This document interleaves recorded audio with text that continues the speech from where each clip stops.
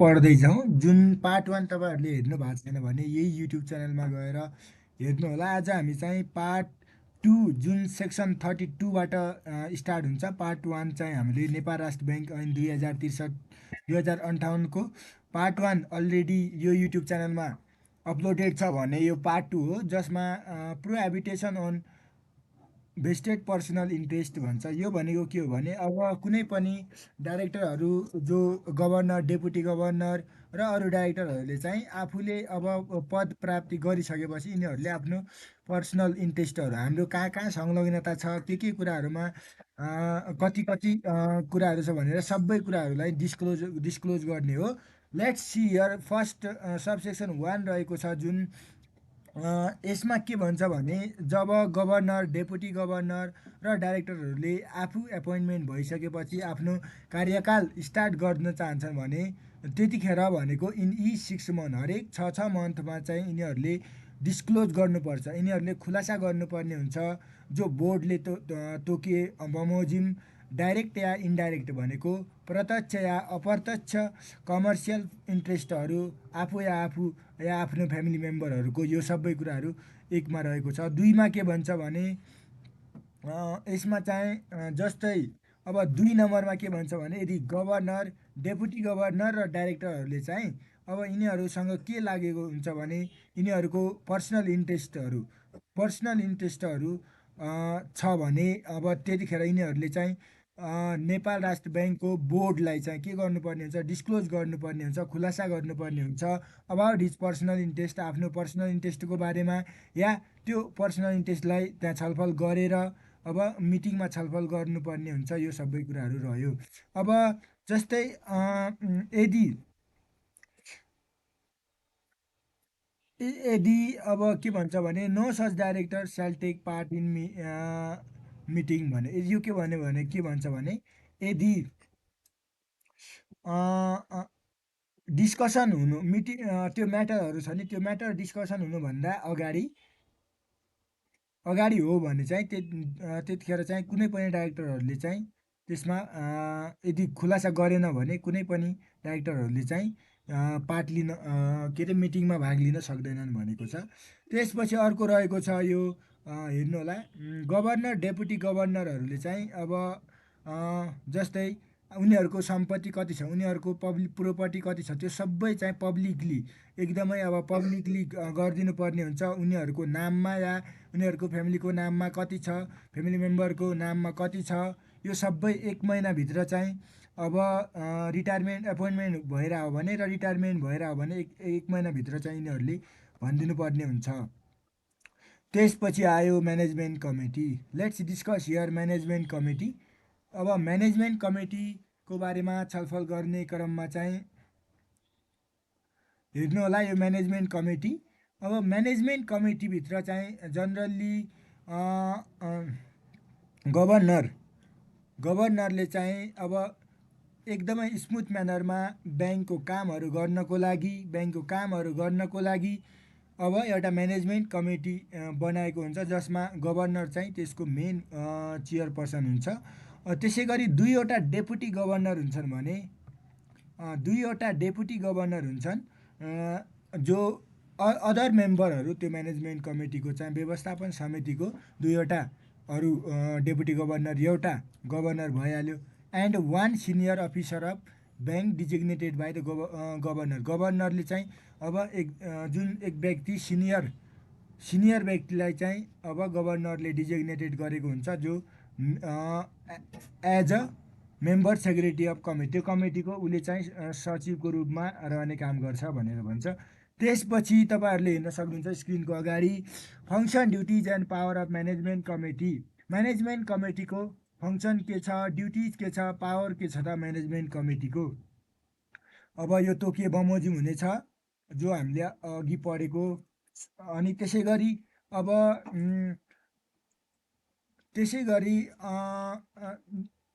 अब सबसेक्सन 1मा जे भने तापनि गभर्नरहरूले चाहिँ अब कुनै पनि अफिसरलाई चाहिँ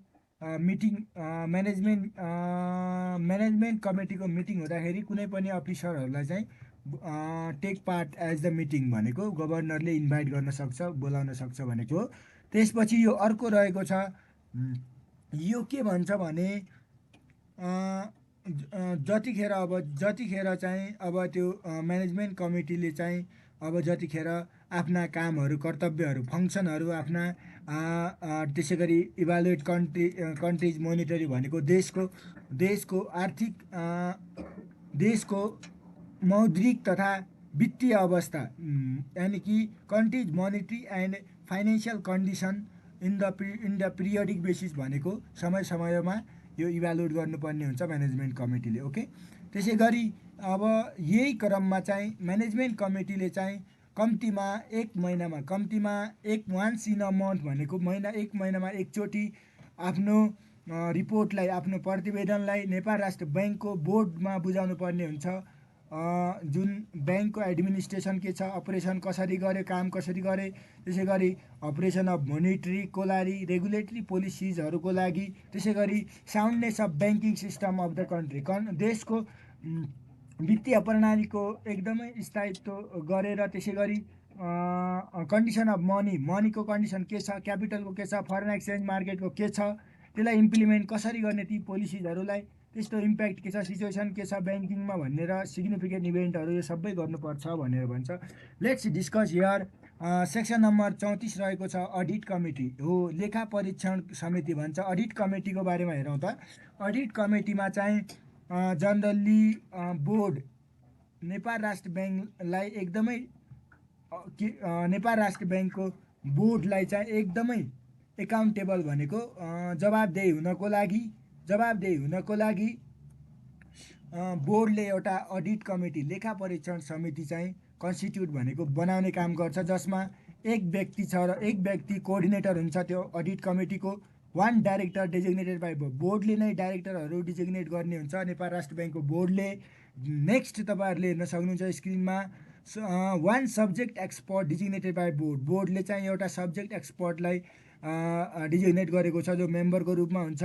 अर्को chief of internal audit department of ब्याङ्कको इन्टरनल अडिट डिपार्टमेन्टको एउटा चिफ जो मेम्बरको रूपमा आएको हुन्छ। Let's discuss here. त्यसपछि 35मा हेरौँ त, function duties and power of audit committee. Audit कमिटीको काम के छ, कर्तव्य के छ र अधिकार के छ र अडिट कमिटीको, यसको बारेमा हामी सेक्सन 35मा हेरौँ। अब function duties power of audit कमिटीहरू तल दिएको छ। 1 नम्बरमा के गर्छ भने अडिट कमिटीले के गर्छ भने अब यसले चाहिँ एउटा रिपोर्ट, प्रतिवेदन र साथै यसले सिफारिस गर्ने काम गर्छ नेपाल राष्ट्र ब्याङ्कको बोर्डलाई। एकाउन्ट कसरी गर्यो, के कस्तो गर्यो, के एनएफआरएस लाग्यो, के लाग्यो भनेर, बजेट कसरी बनायो भनेर, त्यसै गरी अडिट प्रोसिजर यानि कि लेखा परीक्षण विधि भन्छ, यानि कि अडिट प्रोसिजर कस्तो छ, कन्ट्रोल सिस्टम अफ ब्याङ्कको इन्टरनल कन्ट्रोल, आन्तरिक नियन्त्रण प्रणाली कस्तो छ, यो सबैको बारेमा रिपोर्ट चाहिँ पेश गरिदिन्छ नेपाल राष्ट्र ब्याङ्कलाई अडिट कमिटीले। त्यसै गरी यो अडिट कमिटीले अर्को के गर्छ भने अब अर्को जनरली अब यो भनेको के हो, चेकै गर्ने हो। चेक भनेको भेरिफिकेसन गर्ने, इन्डिपेन्डेन्ट इक्जामिनेसन भन्छ अडिटको भाषामा, त्यही गर्ने हो। जस्तै यहाँ पनि हेर्नु होला, to ascertain whether or not audit, यो अब हेर्नु होला ब्यालेन्स सिटहरू यानि कि वासलात पिरियडिक रूपमा भएको छ कि छैन, अरू डकुमेन्टहरू ब्याङ्कले प्रोपरली केप्ट गरेको क्यारिड भनेको राम्रोसँग राखेको छ कि छैन भनेर अडिट गर्ने त्यसको एसर्टेन गर्ने छ कि छैन भनेर हेर्ने काम। त्यसै गरी नेपाल राष्ट्र ब्याङ्कको अडिट कमिटीको अर्को काम रहेको छ, जसमा के भन्छ भने to supervise implementation of appropriate risk management adapted by the bank भनेको नेपाल राष्ट्र ब्याङ्कले चाहिँ उपयुक्त जोखिम व्यवस्थापन भन्छ, उपयुक्त यानि कि एप्रोप्रिएट रिस्क म्यानेजमेन्ट गरेको छ कि छैन भनेर त्यसलाई सुपरभाइज गर्ने काम। अर्को चाहिँ त्यसै गरी अर्को रहेको छ the audit managerial and performance of work of bank in order to assure that the prevailing law applicable to bank have been fully complied with भन्छ। के भन्छ भने द अडिट मेटेरियल र अनि नेपाल राष्ट्र ब्याङ्कको काम कसरी भएको छ, यो प्रचलित कानुन बमोजिम भएको छ कि छैन, ब्याङ्कले चाहिँ त्यो कानुनहरू सबैलाई फुल्ली एप्लाइड गरेको छ कि छैन भनेको, एनएफआरएस हो कि के सबै कुराहरू एप्लाई गरेको छ कि छैन भनेर भनेको। त्यसै गरी अर्को अडिट कमिटीको काम के हो भने बाइलजहरू अडिटिङ अफ द ब्याङ्कको अडिटिङ गर्नको लागि, ब्याङ्कको लेखा परीक्षण गर्नको लागि बाइलहरू, त्यसै गरी बाइलजहरू, त्यसै गरी अनि प्रचलित कानुन प्रिभेलिङ ल अनुसार बनेको छ कि छैन।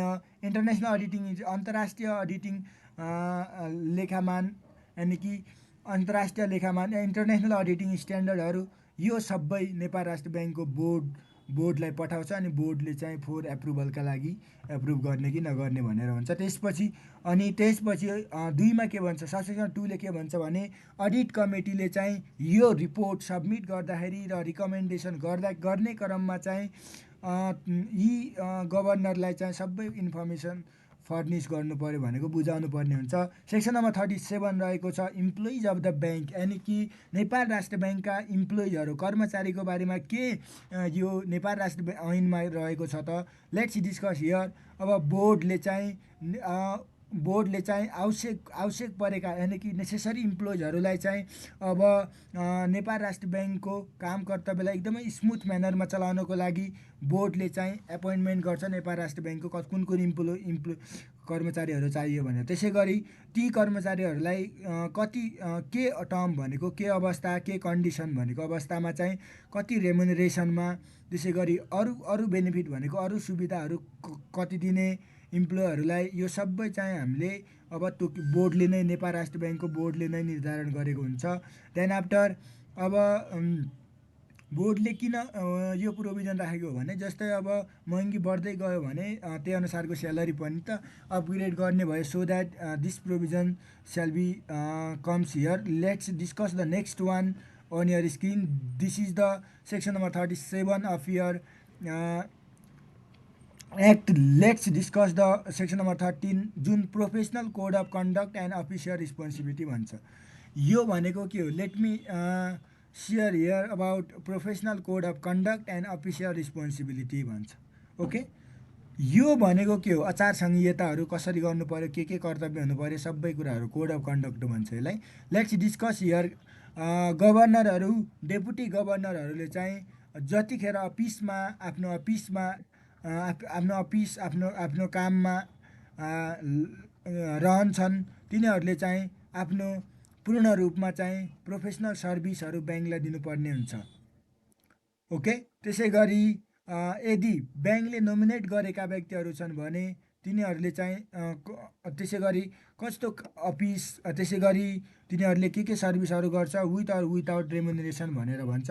तर यस्तो केसमा चाहिँ के भन्छ भने यस्तो सर्भिसहरू कुन केसमा लाग्दैन भने जतिखेर नन प्रफिट मेकिङ अर्गनाइजेसन भनेको नाफा नकमाउने सङ्घ संस्थानहरू छ, मेडिकल एसोसिएसन हो, इन्जिनियरिङ भयो, bar association, banker association, charter accountant association, any of the trade profession अर्गनाइजेसनको केसमा लागु हुने छैन भनेको। फुल्ली डिभोटेड भनेको के हो कि अब जस्तै के भन्छ भने अब यो नेपाल राष्ट्र ब्याङ्कको चाहिँ नोमिनेटेड बाहेक जो अब नियुक्ति भएका व्यक्तिहरू छ, गभर्नर, डेपुटी गभर्नर, डाइरेक्टरहरू, यिनीहरूले चाहिँ आफ्नो फुल टाइम जब दिनुपर्ने हुन्छ, फुल टाइम गर्नुपर्ने, त्यही अनुसारको सर्भिस लिन सक्छन्। अनि तर यो medical association, charter accountant association यहाँ पनि अब काम गर्छन् भने यो त अब एसोसिएसनहरूमा काम गर्न सक्छन् भनेको पार्ट टाइममा। त्यसै गरी गभर्नरहरू, डेपुटी गभर्नरहरूले चाहिँ अब हाई प्रायोरिटी दिनुपर्ने हुन्छ नेपाल राष्ट्र ब्याङ्कलाई चाहिँ अब आफ्नो काम कर्तव्यहरू गर्नको लागि। गभर्नर, डेपुटी गभर्नर, डाइरेक्टरहरूले चाहिँ के पर्सनल्ली अर्थात् कुनै पनि व्यक्ति या कुनै कमर्सियल फाइनेन्सियल रिलेसनसिपहरू गर्नु हुँदैन डाइरेक्ट रूपमा। और एनी टाइप अफ गिफ्टहरू पनि लिनु हुँदैन, ठुल्ठुलो लोनहरू पनि लिनु हुँदैन under the influence of any type of influence भनेको एकदमै अब त्यसलाई प्रभाव पार्ने गरेर यीसम्म आफ्नो दायित्वलाई डिस्चार्ज हुने गरेर लिनु हुँदैन। त्यसपछि कन्फिडेन्सियालिटी, गोपनीयता भन्छ, सेक्सन नम्बर 38 रहेको छ। यो भनेको के हो भने अब कुनै पनि ब्याङ्कको सेक्युर कुराहरू, ब्याङ्कको अब भित्री कुराहरूलाई चाहिँ सेयर गर्दै जाने होइन। Let's discuss the here. अब कुनै पनि गभर्नर भयो, डेपुटी गभर्नरहरू भयो, डाइरेक्टर भयो, इम्प्लोइ भयो, एडभाइजर भयो, त्यसै गरी तपाईँको अडिटर भयो, एजेन्ट भयो, रिप्रेजेन्टेटिभ, ब्याङ्कको प्रतिनिधित्वहरूले चाहिँ यिनीहरूले चाहिँ तल दिएका एक्ट र एक्टिभिटिजहरूमा चाहिँ इन्गेज्ड हुन पाउँदैन भनेको। जस्तै एक नम्बरमा के कुरामा भन्दाखेरि अब कुनै पनि पब्लिस नभएको ऱ्या पब्लिस के अरे डिभल्ग एनी पब्लिस भन्छन् अनपब्लिस कन्फिडेन्सियल इन्फर्मेसन जो गोपनीयताको सूचनाहरू रहेको छ।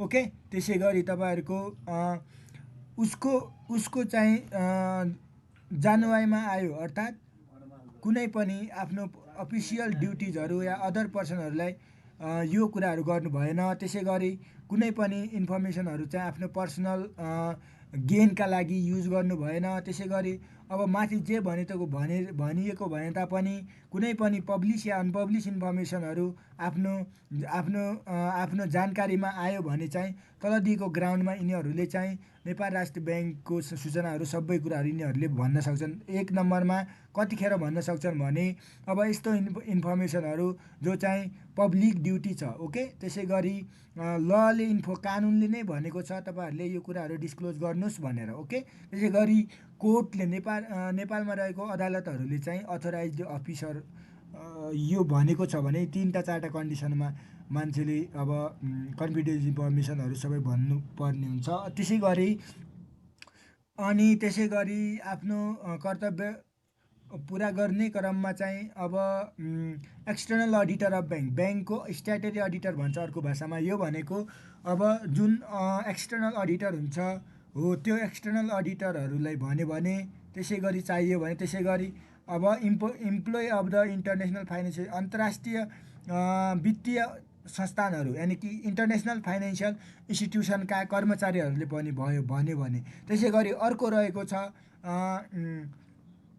यदि अब ब्याङ्कको इन्ट्रेस्टका लागि कानुनी रूपमा भन्नै पर्यो भने यति बेला भन्छ। र च्याप्टर नम्बर 4 रहेको छ फाइनेन्सियल प्रोभिजन अब capital of bank. Section number 39मा छ ब्याङ्कको क्यापिटल 5 बिलियन हुनुपर्छ भनेर। यो चाहिँ याद गर्नु, नेपाल राष्ट्र ब्याङ्कको क्यापिटल पुँजी कति हुनुपर्छ भने 5 बिलियन हुन्छ, 5 बिलियन। त्यसै गरी क्यापिटल अफ ब्याङ्क यो नेपाल राष्ट्र ब्याङ्कको क्यापिटल पुँजी कहाँबाट आउँछ जस्तो लाग्छ भने नेपाल सरकारबाट लाग्छ। यो क्यापिटल चाहिँ अब कुनै पनि डेप्ट भन्छ, अब डेप्ट भनेको कुनै पनि ऋणहरूमा चाहिँ सिफ्ट गर्न मिल्दैन। त्यसै गरी अब नेपाल सरकारले चाहिँ अब यो क्यापिटल 5 बिलियन छ, यसलाई अब अल्टर भनेको चेन्ज गर्न सक्छ, चेन्ज गर्ने मन छ भने अब गभर्मेन्ट अफ नेपालको सहायता लिएर कन्सल्टेसन लिएर सुझाव लिएर चाहिँ नेपाल राष्ट्र ब्याङ्कले क्यापिटल 5 बिलियनबाट 10 बिलियन, 10 बिलियनबाट 20, 20बाट 1 बिलियन जति पनि गर्न सक्छ। यो कन्डिसन अधिकार रहेको छ। Let's discuss the section number 14 computation of net profit and loss. This section is also very important. Let's discuss here guys computation of net profit and loss. Net profit and loss कसरी निकालिन्छ भने नेपाल राष्ट्र ब्याङ्कले चाहिँ आफ्नो profit loss account नाफा नोक्सान खाता हरेक आर्थिक वर्षमा हरेक फिस्कल इयरमा चाहिँ बनाउनै पर्छ भनेर एकले भन्छ। दुईले के भन्छ भने अब त्यस्तो नाफा नोक्सान बनाउने क्रममा चाहिँ अब नेपाल राष्ट्र ब्याङ्कले चाहिँ नेपाल एकाउन्टिङ स्ट्यान्डर्ड भन्छ, NAS भन्छ, जुन यो नेपाल एकाउन्टिङ स्ट्यान्डर्ड बनाउनु पर्ने हुन्छ। अब यसमा अर्को कुरा रहेको छ जस्तै अब माथि जे भने तापनि अब कुनै पनि क्षेत्रहरूमा चाहिँ यदि नेपाल एकाउन्टिङ स्ट्यान्डर्ड चाहिँ नेपाली एकाउन्टिङ स्ट्यान्डर्ड लागेको छैन, अन्तर्राष्ट्रिय एकाउन्टिङ स्ट्यान्डर्डहरू पनि लगाउन सकिन्छ भनेको। त्यसै गरी अर्को रहेको छ यदि प्रॉफिट लस एकाउन्ट नेपाल राष्ट्र ब्याङ्कको प्रॉफिट लस एकाउन्ट बनाउने क्रममा चाहिँ नेट प्रॉफिट आयो भने त्यसलाई चाहिँ हामीले अब डिडक्टिङ ब्याड डटफुल डेप्टहरूलाई घटाउनु पर्ने हुन्छ। त्यसै गरी डेप्रिसिएसन पनि घटाउनु पर्ने हुन्छ। प्रॉफिट आयो भने लस सस्टेन, यदि sustain net valuation of profit भनेर तपाईँहरूले बुझ्नु होला। Let me here explain the next topic of today's matter. This is section number 14 allocation of net profit. अब यो भनेको के हो भने नेट प्रॉफिट यानि कि खुद नाफालाई कसरी बाँडफाँड गर्नुपर्ने हुन्छ नेपाल राष्ट्र ब्याङ्कको। लेट्स डिस्कस हियर यदि ब्याङ्कले चाहिँ नेट प्रॉफिट कुनै पनि आर्थिक वर्षमा बनायो भने त्यसलाई एलोकेट गर्ने युज गर्ने त्यस्तो प्रॉफिटलाई चाहिँ तल दिएको अवस्थामा 1 नम्बरमा कसरी गर्ने भन्दाखेरि पनि अब हामी हेरौँ 1 नम्बरमा ए नम्बरमा। अब यसमा चाहिँ जस्तै रिभ्यालुएसन प्रॉफिट आयो त्यतिको एमाउन्ट चाहिँ अब नेट प्रफिटबाट रिभ्यालुएसन प्रफिटहरू सेपरेट गर्नुपर्ने हुन्छ र रिभ्यालुएसन रिजर्भ फन्डमा चाहिँ ट्रान्सफर गर्नुपर्ने हुन्छ भनेर भन्छ। त्यसै गरी अर्को रहेको छ हाम्रो 5% चाहिँ नेट प्रफिटको बाँकेको हामीले चाहिँ मोनेटरी लायबिलिटी फन्डमा राख्नुपर्ने हुन्छ। 5% मोनेटरी लायबिलिटी फन्ड यो याद हुनुपर्ने हुन्छ। 5% मोनेटरी लायबिलिटी फन्ड, त्यसै गरी amount fix by the board जति एमाउन्ट छ त्यहाँबाट घटाएर चाहिँ 10% जनरल रिजर्भ फन्ड, दुईवटा कुरा 5, 10, 15 हुन्छ। 5, 10, 5 हो कि 15 हेर्नु होला, पनि 5 हो कि 10लाई जोडेर 5 बनाएको थिएँ, तर पनि 5, 10, 5, 5% चाहिँ फाइनेन्सियल स्टेबिलिटी फन्ड, यो तिनवटा याद हुनुपर्ने हुन्छ। त्यसै गरी यो चाहिँ सबै एमाउन्ट चाहिँ एकुमुलेटेड सेभिङ फन्डमा नेट सेभिङ बचेकोलाई एकुमुलेटेड सेभिङ फन्डमा राख्नुपर्ने हुन्छ। देन आफ्टर त्यसपछि अब उपयुक्त हाम्रो एप्रोप्रिएट एमाउन्ट जति छ त्यो चाहिँ बाँकी एमाउन्टलाई चाहिँ हामीले जुन अदर फन्डहरूमा चाहिँ अरू फन्डहरूमा चाहिँ अर्थात् नेपाल सरकारलाई चाहिँ बाँकी रहेको नेपाल सरकारलाई बुझाइदिनु पर्यो। त्यसपछि अर्को कुरा के बुझ्नु पर्यो भने अब हामीले जनरल रिजर्भ फन्डमा चाहिँ त्यो रकमलाई बाँडफाँड गर्ने क्रममा चाहिँ जति एमाउन्ट छ नि त्यो एमाउन्ट चाहिँ हाम्रो क्यापिटल एक्सपेन्सेसहरूमा एनुअल बजेट अफ ब्याङ्कको हिसाबले राख्नुपर्ने भयो। त्यसै गरी जनरल रिजर्भ फन्डहरूमा चाहिँ एकुमुलेटेड सेभिङ फन्डलाई चाहिँ अब ब्याङ्कको क्यापिटल बढाउनु पर्यो भने त्यसमा युज गरिदिने भनेको। त्यसै गरी अब जुन अहिले भनेको हामीले जो फन्ड छ नि त्यो फन्डलाई चाहिँ हामीले जुन अरू प्रोभिजन या अरू रुलहरू अनुसार गर्नुपर्छ भनेको। त्यसपछि सेक्सन नम्बर 42 रहेको छ allocation of net loss. Net लसलाई चाहिँ कसरी बाँडफाँड गरिन्छ त यो हेर्नु होला। नेट लसलाई कसरी बाँडफाँड गरिन्छ हेरौँ त। 1 नम्बरमा रहेको छ यदि नेपाल राष्ट्र ब्याङ्कको लस चाहिँ कुनै अरू आर्थिक वर्षमा कुनै अरू फिस्कल इयरको प्रफिट भन्दा के छ भने बढी छ, लस बढी छ प्रफिट भन्दा। र त्यसै गरी द सरप्लस नेट लस एमाउन्टहरू चाहिँ यसरी सरप्लस नेट लस एमाउन्टलाई चाहिँ यसरी हामीले बाँडफाँड गरिन्छ भनेर भनेको छ। Let's discuss here how it reallocated or how it allocated. यसमा चाहिँ एट फर्स्टली चाहिँ यदि रिभ्यालुएसन प्रफिट नेट लसमा चाहिँ समावेश भएको छ भने रिभ्यालुएसन प्रफिटलाई चाहिँ हामीले रिभ्यालुएसन रिजर्भ फन्डमा ट्रान्सफर राख्नुपर्ने हुन्छ। यदि रिभ्यालुएसन लस पनि रिभ्यालुएसन लस पनि नेट लस अर्थात् रिभ्यालुएसन नेट लसभित्र समावेश छ भने त्यतिखेर चाहिँ इन्क्लुडेड छ भने चाहिँ रिभ्यालुएसन लसलाई चाहिँ हामीले रिभ्यालुएसन रिजर्भ फन्डमा चाहिँ के गर्नुपर्ने हुन्छ राख्नुपर्ने हुन्छ। यदि रिभ्यालुएसन लस चाहिँ एमाउन्ट कुन एमाउन्ट भन्दा बढी छ रिभ्यालुएसन रिजर्भ फन्ड, त्यतिखेर चाहिँ अब सरप्लस लस एमाउन्टलाई चाहिँ हामीले लसको रूपमा राखिदिनु पर्ने हुन्छ। तर तलको फन्ड र एकाउन्टहरू यस्तो सिक्वेन्स अनुसारले मिलेको हुनु पर्यो भनेको। एकमा चाहिँ जस्तै एकुमुलेटेड सेभिङ फन्ड छ, up to amount deposited in the accumulated saving fund भनेको छ। त्यसै गरी जनरल रिजर्भ फन्ड चाहिँ यदि लस चाहिँ एकुमुलेटेड सेभिङ फन्डमा एडजस्टमेन्ट गरिन्छ भने त्यतिखेर जस्तै इन क्यापिटल एकाउन्टमा चाहिँ अब यदि लस चाहिँ एडजस्टमेन्ट एकुमुलेटेड सेभिङ फन्ड र जनरल रिजर्भ फन्डलाई एडजस्टमेन्ट गरिसकेपछि लस आउँछ भने क्यापिटल एकाउन्टमा त्यहाँ हुन्छ भनेर भन्छ। त्यसै गरी यो रहेको छ अर्को रिभ्यालुएसन प्रफिट जुन हामीले सेक्सन एमा अहिले पढ्यौँ। त्यसै गरी रिभ्यालुएसन लस सेक्सन बीमा पढ्यौँ। या अरू खालि लसहरूलाई चाहिँ अब एकुमुलेटेड सेभिङ फन्डमा चाहिँ लेख्नुपर्ने हुन्छ भनेर भन्छ। Let's discuss the next concept here. यदि loss if the loss amount is more than amount remain as deposit in accumulated saving fund भन्छ। सरप्लस लस एमाउन्टलाई चाहिँ हामीले तल दिएको फन्डमा तल दिएको सिक्वेन्स अनुसार गरिन्छ। 1 नम्बरमा जनरल रिजर्भ फन्डमा चाहिँ जुन हाम्रो जनरल रिजर्भ फन्डमा राख्ने। त्यसै गरी क्यापिटल एकाउन्टमा चाहिँ यदि लस भयो भने त्यो जनरल रिजर्भ फन्ड अनुसारले गर्ने। नेपाल सरकारले चाहिँ लसहरू बियर कतिखेर गर्दैन, जतिखेर लसहरू हामीले अहिले माथिको यी लसहरू बाँड्ने क्रममा चाहिँ अब त्यो बाँडेको वाला लस बियर गर्दैन। सेक्सन नम्बर 43 रहेको छ एनुअल बजेट भन्छ। वार्षिक बजेटको बारेमा हेरौँ त। वार्षिक बजेट नेपाल राष्ट्र ब्याङ्कको वार्षिक बजेटको बारेमा हेरौँ। नेपाल राष्ट्र ब्याङ्कको बोर्डले चाहिँ हरेक आर्थिक वर्ष सुरु हुनुभन्दा अगाडि चाहिँ अब इन्कम र एक्सपेन्सेस कति छ त त्यसलाई चाहिँ इस्टिमेट गर्छ।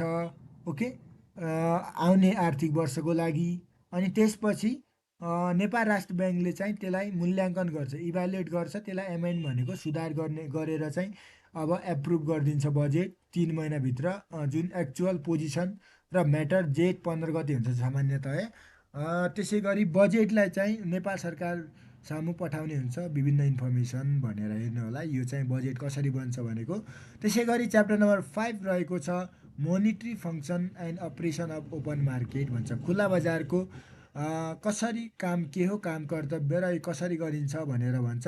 सेक्सन नम्बर 44 रहेको छ मोनिटरी पोलिसी, मौद्रिक नीति भन्छ, जसमा चाहिँ नेपाल राष्ट्र ब्याङ्कसँग पूर्ण अधिकार छ मौद्रिक नीतिहरू बनाउने र त्यसलाई इम्प्लिमेन्ट गर्ने, त्यसलाई चाहिँ लागू गर्ने अनि त्यसलाई इम्प्लिमेन्ट हुन लगाउने नेपाल मोनिटरी पोलिसी यो सम्पूर्ण नेपाल राष्ट्र ब्याङ्कसँग छ।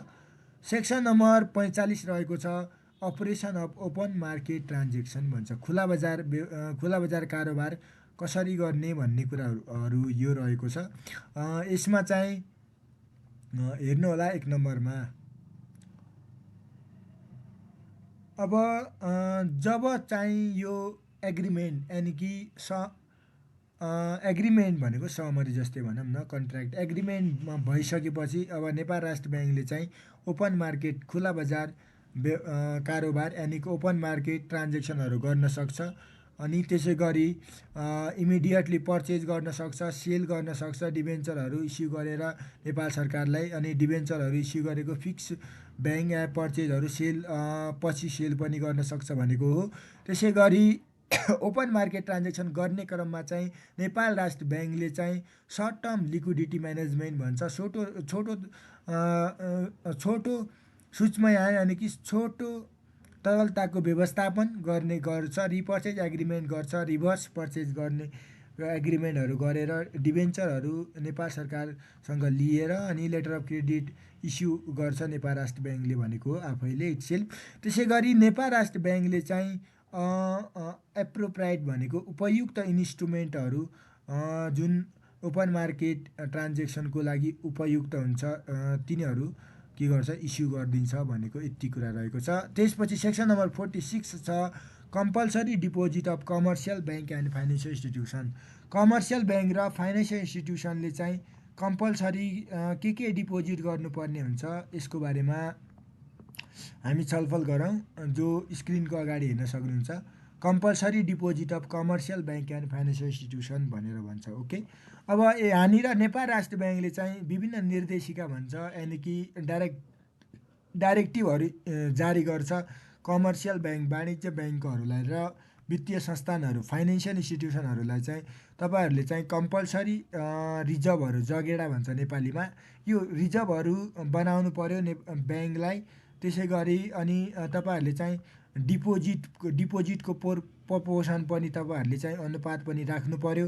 त्यसै गरी बरोड फन्डको अदर लाइबिलिटी जुन नेपाल राष्ट्र ब्याङ्कले तोके अनुसार गरेको छ यो गर्नु पर्यो। त्यसै गरी यो कमर्सियल ब्याङ्कहरूको के ड्युटी हो भने अर्थात् फाइनेन्सियल इन्स्टिट्युसनको कम्पलसरी डिपोजिट बनाउनु पर्ने हुन्छ नेपाल राष्ट्र ब्याङ्कमा यति तपाईँ भनेर भनेको छ। अब जस्तै कम्पलसरी डिपोजिटलाई अनिवार्य डिपोजिटलाई चाहिँ नेपाल कमर्सियल ब्याङ्कहरूले वाणिज्य ब्याङ्क तथा वित्तीय संस्थान भन्छ। कमर्सियल ब्याङ्क एन्ड फाइनेन्सियल इन्स्टिट्युसनहरूले चाहिँ ब्याङ्कले चाहिँ अब तिनीहरूको डेली एभरेज डिपोजिट कति छ त्यही अनुसारले अब यति कम्पलसरी डिपोजिट गर्नुपर्छ भनेको छ। सेक्सन नम्बर 47 रहेको छ failure to maintain compulsory deposit. यदि कम्पलसरी डिपोजिट बनाउन सकेन भने चाहिँ अब यतिखेर कमर्सियल ब्याङ्क र फाइनेन्सियल इन्स्टिट्युसनले चाहिँ अब कम्पलसरी डिपोजिट बनाउन सकेन भने तिनीहरूले कम्पलसरी डिपोजिट नेपाल राष्ट्र ब्याङ्कले तोक्यो बमोजिम गर्दछ। अनि नेपाल राष्ट्र ब्याङ्कले चाहिँ ब्याङ्क एन्ड फाइनेन्सियल इन्स्टिट्युसनमा फाइन इम्पोज गर्छ अब त्यो जब फेलियर भयो भने। यदि फाइन इम्पोज गर्ने बेलामा चाहिँ यो फाइन चाहिँ 3 times of maximum of bank ब्याङ्कले तोकेको रेटभन्दा 3 गुणा हुनु हुँदैन भनेको। त्यसपछि डिस्काउन्ट अपरेसन सेक्सन 48 रहेको छ, डिस्काउन्ट अपरेसन रहेको छ। अनि त्यसपछि सेक्सन 49 र 50 रहेको छ।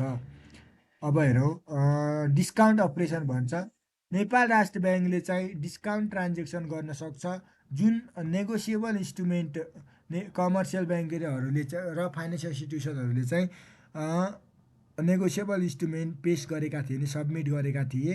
तिनीहरूले चाहिँ अब एकाउन्ट पनि बनाउनु पर्यो नेपाल राष्ट्र ब्याङ्कमा, जसमा promissory note 1, bills of exchange जुन sign by at least 2 parties including commercial bank payable in Nepal within 6 month भनेर भन्छ एक। अर्को डेप्ट bond issued by government of Nepal, Nepal सरकारले चाहिँ डेप्ट बोन्डहरू इस्यु गरेको छ भने, अर्थात् bank payable within Nepal and within 6th month from the date of acquisition of bank भनेको छ। त्यसै गरी डिस्काउन्ट रेट भयो, टर्म एन्ड कन्डिसन भयो, प्रोसिजर भयो, ओके, अपरेटिङ डिस्काउन्ट ट्रान्जेक्सन तोकिए ब्याङ्कले तोके अनुसार भनेर भन्छ। सेक्सन नम्बर 49 रहेको छ loan and refinance of commercial bank financial institution. Commercial bank र फाइनेन्सियल इन्स्टिट्युसनले लोन र रिफाइनेन्सको बारेमा के छ त भन्छ भन्दाखेरि नेपाल राष्ट्र ब्याङ्कले चाहिँ अब तोकेको टर्म र कन्डिसन अनुसार जुन एभाइलेबल लोनहरू रिफाइनेन्स नेपालमा रहेका वाणिज्य ब्याङ्कहरूलाई रिफाइनेन्स गर्ने लोनहरू कति दिनुपर्ने हुन्छ फाइनेन्सियल इन्स्टिट्युसनहरूलाई फर म्याक्सिमम पिरियड अफ 1 वर्षको लागि सेक्युरिटी तलको धितोहरू राखेर 1 वर्षको म्याक्सिमममा नेपाल राष्ट्र ब्याङ्कले कमर्सियल ब्याङ्क र फाइनेन्सियल इन्स्टिट्युसनलाई लोन दिन सक्छ। International negotiable instrument 1, okay. त्यसपछि डेप्ट bond issued by government of Nepal payable within Nepal, नेपालभित्र चाहिँ अब नेपाल सरकारले चाहिँ डेप्ट बोन्ड इस्यु गरेको छ भने। अर्को डिपोजिटेड एकुमुलेटेड इन गोल्डहरू, प्रिसियस मेटल, सुन, चाँदी which bank transaction under this act. त्यसै गरी बिल अफ एक्सचेन्ज अर्थात् प्रोमिसरी नोटहरू, त्यसै गरी अदर सेक्युरिटिजहरू तोकी बमोजिम भन्छ। अब माथि जे भने तापनि नेपाल राष्ट्र ब्याङ्कले चाहिँ अब कुनै खाली क्रेडिटहरू कमर्सियल ब्याङ्क र फाइनेन्सियल इन्स्टिट्युसनलाई म्याक्सिमम 1 पिरियडको केसमा चाहिँ नेपाल सरकारले चाहिँ भन्यो पब्लिक जनहितका लागि यो ठिक छ, वेलफेयर कल्याणकारी हिसाबले ठिक छ, यो उपयुक्त छ प्रोभाइड गर्न भनेर नेपाल सरकारले नेपाल राष्ट्र ब्याङ्कलाई रिक्वेस्ट गरिदियो भने अब त्यति ग्यारेन्टी दियो सेक्युरिटी। तर प्रिभेलिङ मार्केट रेटमा चाहिँ नेपाल सरकारले ग्यारेन्टी दियो लोन एक्स्ट्रा सर्कमस्टान्सेस जुन ब्याङ्कले चाहिँ लेन्डर अफ लास्ट रिसोर्टको रूपमा काम गरिदिन सक्छ। अझै एकै वर्ष भन्ने कुराहरू छैन, लागु हुँदैन भनेको। त्यसै गरी renewed additional 1 year upon condition as prescribe भनेको क्रेडिट अफर 1 वर्ष अझै हुन्छ भनेर भन्छ, दिन सकिन्छ। डिस्काउन्ट रेट र रेट अफ इन्ट्रेस्ट फर रिफाइनेन्सको लागि के छ त नेपाल राष्ट्र ब्याङ्कले चाहिँ फिक्स गर्छ discount rate of interest, refinance time to time, समय समयमा रिफाइनेन्स कस्तो छ भनेर नेपाल राष्ट्र ब्याङ्कले चाहिँ पब्लिस गर्छ ट्रान्समिट नोटिस डिस्काउन्ट रेटमा, interest rate, refinance information all concern भनेर भन्छ। च्याप्टर नम्बर 6 रहेको छ जुन monetary unit and bank note coin भन्छ। मोनिटरी युनिट रुपी हो भनेर भन्छ। यो अहिले हामी अर्को भिडियोमा पढ्नेछ। त्यतिन्जेलसम्म यो युट्युब च्यानललाई सब्सक्राइब गर्नु होला। यस्तै बाफिया, यस्तै NRB, negotiable instrument, company act सम्पूर्णका भिडियोहरू तपाईँहरू फुल डिटेल एक्टलाई सजिलो ल्याङ्ग्वेजमा पाउनको लागि यो युट्युब च्यानललाई सब्सक्राइब गर्नु होला। Thank you for watching this video.